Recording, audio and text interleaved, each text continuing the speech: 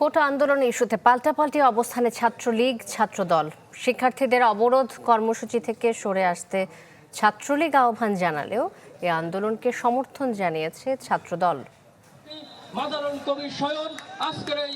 সরকারি চাকরিতে কোটা সংস্কার ইস্যুতে এবার মাঠে নেমেছেন ছাত্রলীগ নেতাকর্মীরা। বিকেলে মিছিল নিয়ে ঢাকা বিশ্ববিদ্যালয় প্রদক্ষিণ করে সন্ত্রাস বিরোধী রাজু ভাস্কর্যের সামনে অবস্থান নেন তারা। যে কোনো অপ্রীতিকর পরিস্থিতি এড়াতে নেতাকর্মীদের সতর্ক থাকার নির্দেশ দেন সংগঠনটির নেতারা। সচেতন নাগরিক, দেশের সংবিধানের প্রতি, বিচারিক আদালতের প্রতি আমাদের সবার শ্রদ্ধাশীল হতে হবে। এর আগে সংবাদ সম্মেলনে ছাত্রলীগ জানায় কোটার যৌক্তিক সংস্কার ও সামঞ্জস্যপূর্ণ সমাধান চান তারা। তবে আদালত থেকে তাৎক্ষণাৎ সমাধান আসার পরও আন্দোলন চালিয়ে যাওয়ার পক্ষে নয় সংগঠনটি।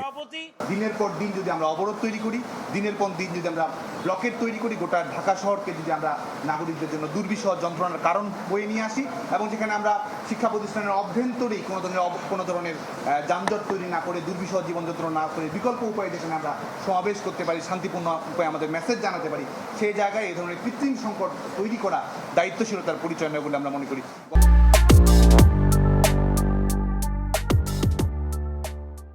ছাত্রলীগ সভাপতির দাবি, সাধারণ শিক্ষার্থীদের ইস্যুভিত্তিক আন্দোলনকে রাজনৈতিক রূপ দেওয়ার চেষ্টা চলছে।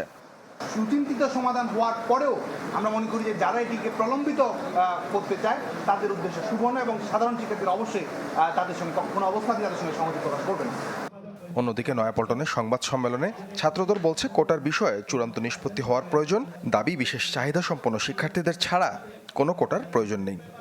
বিশেষ চাহিদা সম্পন্ন ব্যক্তিদের অতি সীমিত সংখ্যক কোটা ছাড়া বাংলাদেশে এই মুহূর্তে আর কোনো কোটার কোনো প্রয়োজন নেই।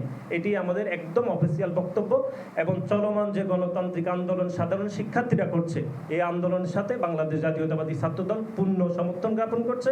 এবং তবে কোটা বিরোধী আন্দোলনে সরাসরি সম্পৃক্ত থাকার বিষয়টি স্পষ্ট না করলেও সংগঠনটির নেতাদের অভিযোগ, কোটা বিরোধী আন্দোলন ইস্যুতে ঢাকা কলেজ ছাত্রদল নেতা রাসেলকে গুম করা হয়েছে।